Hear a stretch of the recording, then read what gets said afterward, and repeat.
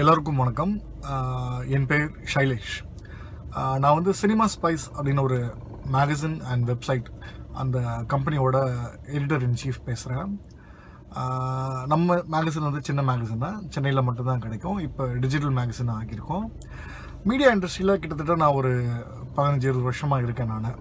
So cinema வந்து என் college படிக்கும் போதுலேருந்தே, school படிக்கும் போதுலேருந்தே வந்து எனக்கு சினிமானா ரொம்ப இன்ட்ரெஸ்ட்.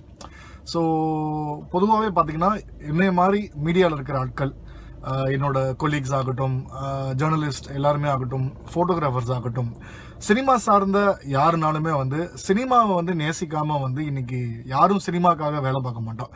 அது சினிமா டைரக்டர் ஆகட்டும், நடிகர் ஆகட்டும், நடிகை ஆகட்டும், மியூசிக் டைரக்டர் ஆகட்டும், எந்த டெக்னீஷியன் ஆகட்டும், எங்களை மாதிரி மீடியா ஆட்களும் ஆகட்டும், சினிமா பிடிக்கலன்னு வச்சுக்கோங்களேன், நம்ம சினிமா சார்ந்த ஒரு இண்டஸ்ட்ரியில் வந்து நம்ம இருக்க முடியாது. எங்களோட வேலை வந்து பார்த்திங்கன்னா ஃபஸ்ட்டு மேட்ரு என்னன்னு புரிஞ்சுக்கணும். நீங்கள் மீடியாக்காரங்க யாருமே வந்து சினிமா சாகணும்னு நினைக்கிறவங்க கிடையாது. சினிமாவும் நாங்களும் வந்து எப்படின்னா, சினிமாவை பேஸ் பண்ணி தான் இன்றைக்கி மீடியா இருக்குது. மீடியாவோட சப்போர்ட்டோட தான் சினிமா வந்து உங்களை மாதிரி பப்ளிக்லாம் ரீச் ஆகுது. ஸோ மீடியாவுக்கும் சினிமாக்காரங்களுக்கும் வந்து நல்ல ஒரு அண்டர்ஸ்டாண்டிங் இருக்குது. கிட்டத்தட்ட பார்த்திங்கன்னா நிறையா ப்ரெஸ் மீட்ஸில் வந்து சினிமா ஸ்டார்களும் நாங்களும் வந்து பேசிக்கிற விஷயங்கள்லாம் வந்து பார்த்திங்கன்னா ரொம்பவே நட்பு சார்ந்த விஷயங்களாக இருக்கும்.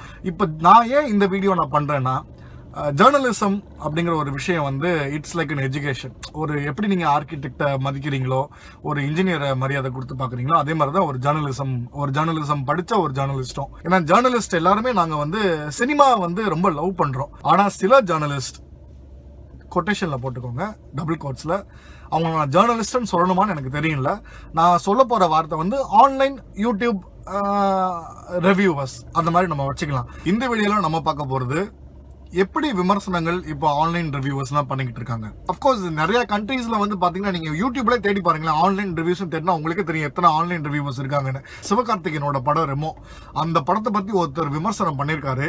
அது விமர்சனமா அப்படிங்கறத வந்து அஸ் ஜேர்னலிஸ்ட் நான் சொல்லுவேன், இட் இஸ் நாட் அ விமர்சனம். இந்த தீபாவளிக்கு கிராக்கர் ஆர்டர் பண்ணணும் அப்படின்னா இவங்க கிட்ட வந்து ஆர்டர் பண்ணுங்க. இந்த மாதிரி ஒரு விமர்சகர் நீங்க பாத்திருக்கீங்களா? இப்ப விமர்சகரா அவர் என்ன பண்றாருங்கிறத பார்க்கலாம். கதை என்ன அப்படின்னு கேட்டீங்கன்னா ரொம்ப சிம்பிளுங்க. பையன் வந்து வெட்டியா இருக்கான், திடீர்னு ஒரு ரேண்டமா ஒரு பொண்ணை வந்து வீதியில பாக்குறான். ஒருத்தர் சொல்றாரு, நீ போயிட்டு வந்து வீதியில இப்படி நிக்கிறப்போ லெஃப்ட் சைடா காத்து அடிச்சு இப்படி ரைட் சைடா நெஞ்சுக்குள்ள அம்பு பாய்ஞ்சு ஒரு ஆட்டோ வந்து கவுந்துச்சுன்னா அங்க காதல் வரும்பா, அந்த காதல் இப்படி இறுக்கி பிடிச்சிக்கும், அந்த பொண்ணு வந்து என்ன டார்ச்சர் பண்ணாலும் பரவாயில்ல, விட்டுறாத அப்படின்னு ஒருத்தர் சொல்றாரு. அதை ஃபாலோ பண்ணி லைஃபோட அப்படியே ஆம்பிஷனை எடுத்துக்கிட்டு வந்து வளர்ற சிவகார்த்திகேயன். இவ்வளவுதாங்க படம், இவ்வளவுதாங்க இந்த கதை. அது எப்படி பண்றாரு அப்படி, இதுதான் இந்த படத்தோட கதை அப்படின்னு சொல்லி இந்த விமர்சகர் சொல்றாரு. இதுதான் இந்த படத்தோட கதையா? இந்த கதையை சொல்லி தான் வந்து இந்த இயக்குனர் வந்து ப்ரொடியூசர் கிட்ட வந்து இந்த படத்தை க்ளோஸ் பண்ணாரா, அவரை கன்வின்ஸ் பண்ணாரா, இல்லை சிவகார்த்திகேயன், கீர்த்தி சுரேஷ்லாம் வந்து இந்த கதையை சொல்லி தான் வந்து அவங்கெல்லாம் இந்த படத்தில் நடிக்கிறதுக்காக ஓகேன்னு சொன்னாங்களா?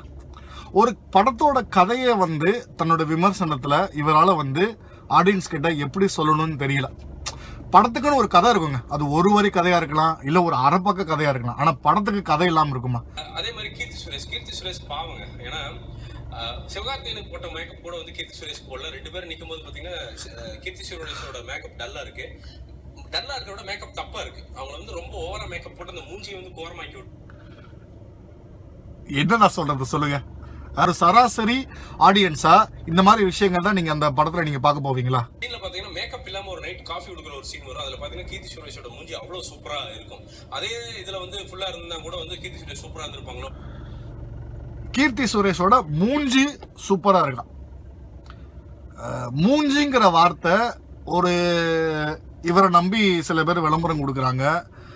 இவர் ஒரு படத்தை பத்தி விமர்சனம் பண்றாரு, அத்தனை பேர் பாக்குறாங்க. அவர் யூஸ் பண்ற வார்த்தையை பாருங்க, மூஞ்சின்னு. தமிழ்ல ஒரு வார்த்தை இருக்கு, முகம்.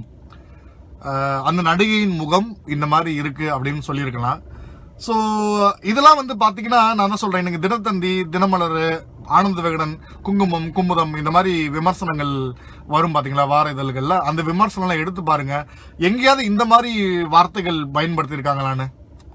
ஸோ அந்த டிராஃப்ட் வந்து ஒரு எடிட்டர் கிட்ட போச்சுன்னா கண்டிப்பாக மூஞ்சிங்கிற வார்த்தையை அடிச்சுட்டு முகம்னு எழுதியிருப்பாங்க, இல்லை அந்த லைனே தூக்கி விட்டுருப்பாங்க. இந்த லைனே இந்த விமர்சனத்துக்கு சம்மந்தம் இல்லாமல் இருக்கு, இது ஒரு பர்சனல் ரிமார்க்கு. இது வந்து நீ நடிப்பை பற்றி பேசிருக்கலாம். கீர்த்தி சுரேஷ் இந்த கதாபாத்திரத்தில் இந்த மாதிரி நடிச்சிருக்காங்க, நடிப்பை வெளிப்படுத்தியிருக்காங்க, அந்த மாதிரி ஓகே. மூஞ்சி சூப்பரா இருக்கு, மூஞ்சி சூப்பரா இல்லைன்னா நம்ம என்ன விதத்துல என்ன ஆங்கிள் இந்த படத்தை நம்ம பாக்குறோம்? அப்படிலாம் ரசிச்சு பார்த்திருக்காருன்னா அப்ப கீர்த்தி சுரேஷோட மத்த விஷயங்கள்லாம் இவர் என்ன மாதிரி பார்த்திருப்பாருன்னு நான் சொல்லக்கூடாது. இவர் வந்து அப்படின்னா ஃபுல் மேக்கப்லயே தான் இருப்பார் சிவகார்த்திகேயன் வந்து 24 ஹவர்ஸ் பாத்தீங்கன்னா பெண்ணா மாறிடுவார் நர்ஸா. ஸோ நைட்டு படுக்கும்போது நைட்டியோட படுக்கும்போதும் வந்து பாத்தீங்கன்னா வந்து 4 லேயர் மேக்கப்போட தான் வந்து தூங்குவாரு.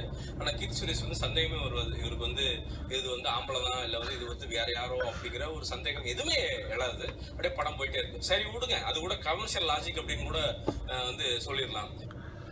எனக்கு தெரியல, இவர் சூப்பர்மேன் படம் பார்த்தாருன்னா என்ன சொல்லுவாருன்னு எனக்கு சந்தேகமா இருக்கு. அதாவது எப்படி இருந்தாலும் பறக்குறாரு, சூப்பர்மேன் எப்படி பறக்க முடியும், சூப்பர்மேன் எப்படி புல்லட் எல்லாம் பிடிக்க முடியும், இந்த மாதிரி விஷயங்கள்லாம் இவர் சொல்லுவாரா? ஏங்க அந்த படத்துல அவங்க வந்து ஒரு நர்ஸ் வேஷம் போட்டு அந்த பெண்ணை வந்து ஏமாத்துறதுக்கோ போறாங்க. அந்த பொண்ணை எப்படியாவது காதலிக்க வைக்கிறதுக்காக ஒரு கதாபாத்திரம், அது தப்பான கதாபாத்திரம் சரியான கதாபாத்திரம்ங்கிறது வேற. பட் அவரோட கதாபாத்திரம் நர்ஸ் வேஷத்துல தான் இருக்காரு. அந்த பொண்ணு கூட இருக்கும் போது அவர் நர்ஸ் வேஷத்துல தான் இருக்காரு. அப்படிங்கிறப்ப அவர் அடியாரா எப்படி மேக்கப் எல்லாம் கலைக்க முடியும்? மேக்கப் போட்டாதான் சிவகார்த்திகேயன் வந்து ரெமோ கதாபாத்திரமாவே மாறுறாரு. அப்ப மேக்கப்பே இல்லாம இருந்தாருன்னா அது சிவகார்த்திகேயன் தானே. இந்த படத்துல சிவகார்த்திகேயனை நம்ம சினிமால பார்க்கும்போது ஒரு நர்ஸ் மாதிரி இருக்காங்களா, ஒரு பொம்பளை வேஷம் போட்டு நர்ஸ் மாதிரி இருக்காங்களா, அவ்வளவுதான் மேட்ரு. அந்த படத்துக்குள்ள இருக்கிற ஒரு கதாபாத்திரம் சிவகார்த்திகேயனா ஆம்பளையா பொம்பளையா கண்டுபிடிக்காங்க. அந்த காலத்துல வந்து எங்களுக்குள்ள ஒரு மச்ச வச்சு மாறு வேஷம் எல்லாம் போட்டு நடிச்சிருக்காங்க. அந்த அளவுக்கு சினிமா முன்னேறி இருக்கு. ஆடியன்ஸா நம்ம வந்து ஏமாத்த முடியாது, நம்ம ஏமாத்துறதுக்கு நம்ம இன்னும் கொஞ்சம் கஷ்டப்படணும்னு சொல்லி தான் அவங்க எஃபர்ட் போடணுங்கிற மாதிரி தான் இந்த மாதிரிலாம் எஃபர்ட் போட்டு ப்ராஸ்தட்டிக்ஸ் பண்றாங்க, மேக்கப் பண்றாங்க. காமெடி, அந்த காமெடி பிளஸ் குணச்சித்திரம் அப்படிங்கறத சிவகார்த்திகேயனோட ஸ்ட்ரென்த். ஆனா இதுல என்னன்னா பாக்கியராஜ் போய் வந்து ஆள் மனசுல சிவகார்த்திகேயன் தூங்கிட்டு இருப்ப சொல்லிட்டாரு, சார் பாஸ் என்ன பாஸ் காமெடி, நீங்க ஜெமினி கணேசன், கமலஹாசன், சிவாஜி கணேசன் இந்த காதல் கலவையெல்லாம் கலந்த ஒரு கலவை பாஸ், நீங்க நம்புங்க அப்படின்னு ஆள் மனசுல சொல்லுங்காட்டி எந்திரிச்சுட்டே வாங்க ஒரு ஃபுல் ஸ்விட்சா ஒரு காதல் படம் பண்ணுவோன்ட்டு சிவகார்த்திகேயன் இறங்கி பண்ணிருக்கா. அப்படி அதுதான் வந்து இந்த ரெமோ. அதாவது சிவகார்த்திகேயன் இதுவரைக்கும் ஒரு காதல் படம் பண்ணலன்னு யாராவது நம்புவீங்களா சொல்லுங்க? அவர் நடிச்ச படம் எல்லாமே எடுத்து பாருங்க. எதிர்நீச்சல், வருத்தப்படாத வாலிபர் சங்கம், ரஜினி முருகன், எல்லா படத்துலயும் காதல் இருந்ததா இல்லையா? எல்லா லவ் சாங்ஸும் எவ்வளவு பெரிய ஹிட். இந்த படத்துல முதல் முறையா வந்து டைரக்டர் போய் அவரை கூப்பிட்டு வந்து நீங்க வந்து காதல் மன்னன் மாதிரி நடிங்கன்னு சொல்லியிருக்காரு. எங்களோட பீரியட்ல வந்து விஜய் நாங்கெல்லாம் எப்படி பார்த்தோமோ அந்த மாதிரி இன்னைக்கு சிவகார்த்திகேயன் வந்து இன்னைக்கு இருக்கிற ஆடியன்ஸ், நீங்க ஃபேமிலி ஆடியன்ஸ் உங்க வீட்டுல லேடிஸ்ட கேட்டு பாருங்களேன், குழந்தைங்கிட்ட கேட்டு பாருங்களேன், சிவகார்த்திகேயன் அவங்களுக்கு எவ்வளவு பிடிக்கணும். ஏன் பிடிக்கும்? காமிக் டைமிங், நல்ல ஃபேமிலி ஆடியன்ஸ் பிடிக்கிற மாதிரி அவர் கேரக்டர் நடிக்கிறாரு, லவ் ஸ்டோரிஸ் நல்லா பண்றாரு, நல்லா ரொமான்ஸ் பண்றாரு, சாங்ல நல்லா டான்ஸ் ஆடுறாரு. இங்க ஒரு டெலிவிஷன்ல ஒரு விஜயவா இருந்த ஒரு ஆளு இன்னைக்கு எவ்வளவு எஃபர்ட் போட்டு இன்னைக்கு இன்னைக்கு இந்த மாதிரி ஒரு படத்தை வந்து இவர் இன்னைக்கு விமர்சனம் பண்றாரு. இந்த விமர்சனம் அவர் சிவகார்த்திகேயன் நடிச்ச ரெமோ படத்தை விமர்சனம் பண்றதுக்கு, சாரி விமர்சனம் நான் சொல்ல மாட்டேன், ஏதோ ஒன்று பண்றாரு. அதுக்கு முன்னாடி இவருக்காக ஒரு விளம்பர கம்பெனி, ஒரு ஃபயர் ஒர்க்ஸ் கம்பெனி வந்து இவருக்கு காசு கொடுத்து நீங்க அந்த படத்துக்கு முன்னாடி இந்த விளம்பரத்தை போடுங்க எங்களுக்கு ரீச் கிடைக்குன்னு கொடுத்துருக்காங்கன்னா அப்ப சிவகார்த்திகேயன் எந்த அளவுக்கு எஃபர்ட் போட்டு இன்னைக்கு ரீச் ஆயிருக்காரு. அவர் ஒரு ஹார்ட் ஒர்க் இல்லாம ஒரு எஃபர்ட் இல்லாம இல்ல ஆக்டிங் தெரியாமலா பண்ணிருக்க போறாரு. பிளஸ் வந்து என்ன ஸ்கிரிப்ட் அவர் நடிக்கிறான்னு அவருக்கு தெரியாதா? என்னங்க நீங்க? கீர்த்தி சுரேஷ் வந்து காதல் எக்ஸ்பிரஸ் பண்ண ஒன்னா கத்துவாங்க, இல்லன்னா அப்படியே ரொம்ப இந்த பேட் சவுண்ட் அப்படின்னு சொல்லுவாங்க, அல்ட்ரா சவுண்ட், அந்த மாதிரி அந்த சவுண்ட்ல பேசுவாங்க. பேட் சவுண்ட், அல்ட்ரா சவுண்ட் புரியல. கிறிஸ்டோபர் நோலனுக்கே இந்த பாஷை புரியாதுன்னு நினைக்கிறேன். அதாவது நீங்க டார்க் நைட் படம்லாம் பார்த்துருப்பீங்க, அந்த டேரக்டர் தான் சொல்றேன் நான். அவருக்கே இந்த பேட் சவுண்டு, அல்ட்ரா சவுண்டு இதெல்லாம் என்னன்னு தெரிஞ்சிருக்காதுன்னு நினைக்கிறேன். என்ன சவுண்ட் எல்லாம் விமர்சனம் பண்றாருங்க. கீர்த்தி சுரேஷோட வாய்ஸ் எல்லாம் விமர்சனம் பண்றாரு. சார் பெரிய ஆளுங்க, நாங்களாம் இது வரைக்கும் அப்படிலாம் பண்ணதே கிடையாது. இது வரைக்கும் எந்த படத்துல நடிச்ச ஒரு ஹீரோயினோடைய வாய்ஸ் எல்லாம் நாங்க இப்படிலாம், அப்கோர்ஸ் சிம்ரனுக்கு டப்பிங் பண்ண அவங்க வந்து வாலி படத்துல நாங்க விமர்சனத்துல அப்ரிஷியேட் பண்ணிருக்கோம். பட் இந்த மாதிரி எல்லாம் நாங்க அல்ட்ரா சவுண்டு இந்த சவுண்ட்லாம் ஞானிங்க. சினிமாட்டோகிராஃபி வந்து ஆக்சுவலா பிசி சோழரோட சினிமாட்டோகிராஃபிக்கு சிவகார்த்திகேயன் தாங்கல, அதுதான் உண்மை. ஏன்னா அவருடைய என்ன மாதிரி ஒரு ஸ்டேட்மெண்ட் இது? பிசி ஸ்ரீராமோட சினிமாட்டோகிராஃபி எக்ஸ்பர்டைஸுக்கு வந்து சிவகார்த்திகேயன் செட் ஆகலையா?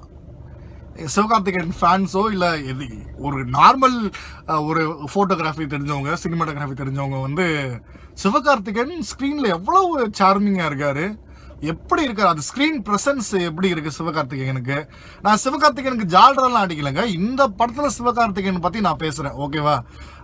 சிவகார்த்திகேயன் இந்த படத்துல ஸ்கிரீன் பிரசன்ஸ் இருக்கா இல்லையாங்கிறது பாக்குறவங்க தான் சொல்ல முடியும். ஒரு சினிமாட்டோகிராஃபர் ரிவ்யூ பண்ணா கூட இந்த மாதிரி ரிவ்யூ பண்ண மாட்டாருன்னு நினைக்கிறேங்க. சிவகார்த்திகேயன் வந்து எனக்கு எல்லாத்துலயும் ஓகேங்க, ஆனா ஒரே ஒரு டயலாக் பேசினாரு உண்மையாலுமே எனக்கு சிவகார்த்திகேயன் இவருக்கு எல்லா விதத்துலயும் ஓகேவா?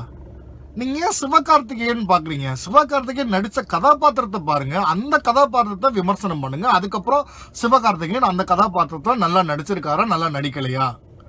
இது சிவகார்த்திகேயன் எல்லாத்துக்கும் ஓகேன்னா இவர் என்ன சிவகார்த்திகேயனை கல்யாணம் பண்ண போறாரா? இது வந்து விஜய் டிவில போடுவாங்க, திருப்பி திருப்பி ஒரு டயலாக் ஒன்று சொல்லிட்டு இது இந்த விஷயத்த விஜய் டிவில திருப்பி திருப்பி போடுவாங்க அப்படின்னு ஒன்று சொல்லுவாரு. உடனே ஆடியன்ஸ் எல்லாம் பயங்கரமா சிரிச்சாங்க. ஓகே, அவர் வந்து சிவகார்த்திகேயன் வளர்ந்துட்டாரு, இன்னைக்கு விஜய் டிவி கலாய்க்கலாம், ஓகே. பட் அது வந்து தாய் வீடு. இப்போ எனக்கு அது தாய் வீடு கிடையாது. என்ன வந்து விஜய் டிவி வளர்க்கல, என்னை வந்து எடுத்து எனக்கு ஃபர்ஸ்ட் சான்ஸ் கொடுத்து என்ன வளர்க்கல. அவங்க வந்து ஃபர்ஸ்ட் ஒரு சான்ஸ் கொடுத்து வளர்த்து இவங்களை கொண்டாடின ஒரு டெலிவிஷன் தான் வந்து அந்த விஜய் டிவி. எனக்கு 1000 அதாவது உங்க எல்லாருக்குமே கொஞ்சம் ஹியூமர் சென்ஸ் இருந்ததுன்னா அந்த சீன் நீங்க தியேட்டர்ல பார்க்கும்போது கண்டிப்பா அதை புரிஞ்சுக்குவீங்க. அதாவது ஒரு அவார்ட் ஃபங்க்ஷன்ல சிவகார்த்திகேயன் வந்து அந்த அவார்டு வாங்கும்போது ரொம்ப இமோஷன் ஆகி கொஞ்சம் அழுதுட்டாரு. அந்த அந்த அந்த கிளிப்பை வந்து பாத்தீங்கன்னா அவங்க ப்ரொமோக்கு நிறைய இடம் யூஸ் பண்ணாங்க. அதே நிறைய பேர் வந்து நம்ம யூடியூப்லயே பாத்தீங்கன்னா அந்த மெம்ஸ் எல்லாம் கிரியேட் பண்ணுவாங்க பாத்தீங்களா, அந்த மாதிரி போடும் போது சிவகார்த்திகேயன் அழுதுனதை வச்சு விஜய் டிவி ஓட்டிட்டாங்கன்னு சொல்லி அதை வச்சே நிறைய பேர் ஸ்பூஃப் எல்லாம் பண்ணிருக்காங்க. ஒரு நடிகர் தன்னை நிறைய பேர் வந்து அந்த அந்த அந்த நடிச்ச அவர் அந்த அவார்ட் செரமனில அழுத ஒரு காட்சியை விஜய் டிவி திரும்ப திரும்ப போட்டு காமிச்சதை வந்து அதை புரிஞ்சுக்கிட்டு அதை ஒரு பாசிட்டிவா எடுத்துக்கிட்டு அதை எந்த அளவுக்கு ஸ்போர்ட்டிவா எடுத்துக்கிட்டு அவர் வந்து அவரோட படத்திலே வந்து அந்த சீனை வந்து அவரே தன்னைத்தானே கலாச்சிக்கிறாரு. ஸோ அந்த ஒரு ஹியூமர் சீனை வந்து இவரால் புரிஞ்சுக்க முடியல. விஜய் டிவி தாய் வீடுங்கிறாரு, இவரோட தாய் வீடு விஜய் டிவி இல்லைங்கிறாரு. விஜய் டிவி நடத்துறவங்க கூட அந்த சீனை பார்த்து ரொம்ப ஜாலியாக சிரிச்சிருப்பாங்க. இன்னைக்கு இண்டஸ்ட்ரியில நிறைய பேர் பிராட் மைண்டடா இருக்காங்க. அந்த ஸ்பூஃப்லாம் எங்க தமிழ் படம்னு ஒரு படம் வந்தது, அமுதன் சார் எடுத்தது, நம்ம மிர்ச்சி சிவா நடிச்சது. அது ஹிட் ஆச்சா இல்லையா? நல்ல ஒரு வரவேற்பு, ஆடியன்ஸ் மத்தியில நல்ல வரவேற்பு. ஹாலிவுட்ல எவ்வளவு ஸ்பூஃப் படம் வருது. இன்னைக்கு எங்கேயோ போயிட்டு இருக்கு சினிமானா. இன்னைக்கு இண்டஸ்ட்ரிக்காரங்கெல்லாம் வந்து அந்த அளவுக்கு ப்ராட்பேண்டட் ஆயிட்டாங்க. எல்லாருமே வந்து ஃபேன்ஸ் கிட்ட ட்விட்டர்ல ஃபேஸ்புக்ல இன்டராக்ட் பண்ற அளவுக்கு இன்னைக்கு வந்துருச்சு. முந்திலாம் வந்து ஒரு ரசிகர் வந்து வீட்டு வாசல்ல தவம் கிடக்கணும் ஒரு சினிமா நடிகரை பார்க்கணும்னா. இன்னைக்கெல்லாம் சினிமா நடிகர் ட்விட்டர்ல இருக்காங்க, ஃபேஸ்புக்ல இருக்காங்க. ஜென்ரேஷன் மாறிடுச்சு, எல்லாரும் டெக்னாலஜி யூஸ் பண்ண ஆரம்பிச்சிட்டாங்க. தன்னோட வாழ்க்கையில நடந்த ஒரு விஷயத்தையே வந்து அவர் கலாய்ச்சி அந்த படத்துல பண்றாருங்கிறத வந்து புரிஞ்சிக்க கூடிய ஒரு ஹியூமர் சென்ஸ் இல்லாத ஒரு பர்சனாலிட்டியா இருக்காரு. அது விமர்சனத்துல அதை போய் தப்புன்னு சொல்லி விஜய் டிவி காரங்களே இதை பத்தி நினைக்க மாட்டாங்க. பிரச்சனைகள் இருக்கும் விஜய் டிவியோட, இவங்க ஆனா சிவகார்த்திகேயன் அப்படிங்கிற மனுஷன் பிரச்சனையே இருந்தாலும் ஒரு பப்ளிக்கா வந்து ஒரு டிவி வந்து அப்படி கலாய்க்க வேண்டிய அவசியம் கிடையாது அப்படிங்கிறது என்னுடைய தாழ்மையான கருத்துங்க. அது ரொம்ப வந்து ஒரு மாதிரியா இருந்துச்சு, பாவம். அதாவது ஆரம்பத்துல இருந்தே இவரோட கருத்துக்களை மட்டும் தான் சொல்றதே தவிர இவரோட விமர்சனத்தை இது வரைக்கும் சொன்ன மாதிரி எனக்கு தெரியல. இவ்வளவு நேரம் வந்து இவ்வளவு நெகட்டிவா சொல்லிட்டு படத்தை பத்தி பாசிட்டிவா அவர் ஒன்றும் பேசுன மாதிரி தெரியல. கடைசியில பாத்தீங்கன்னா படத்தை ஆவரேஜ் ஒரு 1 டைம் பார்க்கலாம், குழந்தைங்களுக்கு பிடிக்குங்கிறாரு, அப்ப ஃபேமிலிக்கு பிடிக்குங்கிறாரு.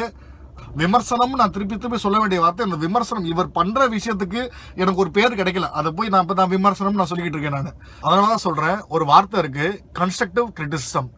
எந்த ஒரு ரிவ்யூ வரும், ஒரு பேப்பர்ல நான் என்ன ரிவ்யூ பண்ண போறேன் இந்த படத்தை பத்தி அப்படிங்கறத நீங்க ஒரு பேப்பர்ல எழுதி முடிச்சுட்டு அதுக்கப்புறம் அந்த எழுதுனதை வச்சு நீங்க பேசுனீங்கன்னா கண்டிப்பா வந்து ஒரு பெட்டர் ரிவ்யூ கிடைக்கும். Plus you will make sense. நீங்க என்ன பேசுறீங்க, நம்ம வாட்டில வாயை திறந்துட்டு என்ன வேணாலும் பேசிட்டு போக முடியாதுல்ல. மக்கள் நம்ம நிறைய பேர் பாக்குறாங்க, நம்மளுக்கு இத்தனை வியூவர்ஸ் இருக்காங்கன்னா அப்ப இன்னும் நீங்க ரெஸ்பான்சிபிளா பண்ணணும். ஒரு படத்தை விமர்சனம் பண்ணும் போதும் நம்மளுக்கு ஒரு சோசியல் ரெஸ்பான்சிபிலிட்டி இருக்கு, என்ன மாதிரி அந்த படத்தை பத்தி விமர்சனம் பண்ணணும் அப்படின்னு. ஏன்னா அந்த படம் வந்து ஒருத்தரோட குழந்தை, அவர் மைண்ட்ல வச்சிருந்த ஒரு ஐடியாவை அதை டெவலப் பண்ணி அதை ப்ராசஸ் பண்ணி இன்னைக்கு அதை ஒரு ப்ராடக்ட் ஆக்கி நம்ம கிட்ட கொண்டு வந்து கொடுக்குறாங்க. நீங்க இதை பார்த்துட்டு பிடிச்சிருக்கு பிடிக்கலன்னு சொல்லுங்க. அதே மாதிரி விமர்சனம் பண்றதுக்கும் ஒரு ஃபார்மேட் இருக்கு. அந்த ஃபார்மேட்டை தெரிஞ்சுக்கிட்டு நல்லபடியா விமர்சனம் பண்ணீங்கன்னா இன்னும் நிறைய பேர் வந்து உங்களை கண்டிப்பா வந்து உங்களை பாராட்ட போறாங்க. அதே மாதிரி சினிமாவை வந்து நம்ம வந்து யாரும் வந்து நம்ம விமர்சனத்தால வந்து நம்ம சினிமாவை கொண்டு வந்துச்சுக்கோங்களேன். நாளைக்கு நீங்க சினிமாவை பத்தி விமர்சனம் பண்றதுக்கு சினிமாவே வரலன்னா எப்படி நீங்க ஆட் போடுவீங்க உங்க வீடியோக்கு முன்னாடி? இந்த மாதிரி விமர்சனம் பண்றவர் ஒரு படத்தை எடுத்து படம் இப்படிதான் இருக்கணும் அப்படின்னு செஞ்சு காமிச்சிட்டாருன்னா இனிமேல் மேபி எல்லா சினிமாக்காரங்களும் தன்னைத்தானே திருத்திக்கிட்டு நல்ல படமா கொடுப்பாங்க, இல்லைன்னா இவருக்கு பிடிச்ச மாதிரி படமா கொடுப்பாங்கன்னு நான் நினைக்கிறேன். அப்படி இல்லையா, அந்த கெப்பாசிட்டி நம்மளுக்கு கிடையாதா? ஒரு படத்தை பார்த்தோமா, எனக்கு இந்த படத்துல இந்த விஷயம் பிடிச்சிருக்கு, இந்த படத்துல இந்த விஷயம் எனக்கு பிடிக்கல. ஸோ யாருமே நான் முதல்ல சொன்ன மாதிரி எந்த ப்ரொடியூசரோ எந்த ஃபிலிம் மேக்கரோ எந்த நடிகருமே ஒரு குப்பை படத்தை நம்ம வந்து ஆடியன்ஸுக்கு கொடுக்கணும்னு நினைச்சு பண்றதே கிடையாது. ஸோ இது வந்து ஒரு பெரிய ஒரு லக் பேஸ்ட் இன்வெஸ்டிங்க பிளஸ் டைம் ஆஃப் ரிலீஸ் எல்லாமே விஷயங்கள் இருக்கு. அதனால சினிமாவா பாருங்க. சினிமாவை ரொம்ப பர்சனலா எடுத்துக்காதீங்க. எல்லாருமே வந்து 2.5 மணி நேரம் படம் பார்த்துட்டு வந்துட்டு வீட்டுக்கு அதுக்கப்புறம் அடுத்து வேலையை பார்க்க போயிடும். வீட்டில் சமைக்க போயிடும், வீட்டில் வேலையை பார்க்குறோம், காலை ஆஃபீஸ் கிளம்புறோம், பிள்ளைங்க ஸ்கூலுக்கு போகுது, எல்லாம் பார்க்குது. நம்ம ஃப்ரெண்ட்ஸ் கிட்ட பேசுறத விட்டுருப்போம். ஆனால் இவரை பாருங்க, அதுக்கு ஒரு வீடியோவை எடுத்து அதுக்கு முன்னாடி ஒரு அட்வர்டைஸ்மெண்ட் போட்டு அதுக்கு நடுவில் ஒரு அட்வர்டைஸ்மெண்ட் போட்டு பிளஸ் அந்த படத்தை வேற கிழிச்சு இந்த படத்தை பத்தி என்ன விமர்சனம் பண்றாரா, ஒரு விமர்சனம் எப்படி பண்ணணும் கூட தெரியாம அவரோட ஒப்பீனியனை உள்ள கொட்டிட்டு நாங்களாம் ரிவ்யூவர்ஸ், நாங்களாம் விமர்சனம் பண்றவங்க, ரெமோ ரிவ்யூ பை அப்படின்னு சொல்லி போட்டு பண்றாங்க பாத்தீங்களா? அப்ப ரிவ்யூன்னு போட்டீங்கன்னா நீங்க படத்தை ரிவ்யூ பண்ணுங்க. ரிவ்யூ பண்ணாம உங்களோட பர்சனல் கோவத்தை வந்து காமிக்காதீங்க. அந்த படத்து மேல அந்த கோவத்தை காமிக்க தேவையில்லை, அது அவசியம் கிடையாது. அது உங்க கேரக்டரை பத்தி தான் சொல்ல வருது. உங்களோட பர்சனல் கேரக்டரை வந்து உங்க ரிவ்யூ காமிக்குது. ஸோ ரிவ்யூங்கிறது ப்ரொஃபஷனலா பண்ணுங்க, நல்லா பண்ணுங்க. நிறைய ஆன்லைன் ஜேர்னலிஸ்ட் வாங்க. Long live cinema and long live media. Thank you.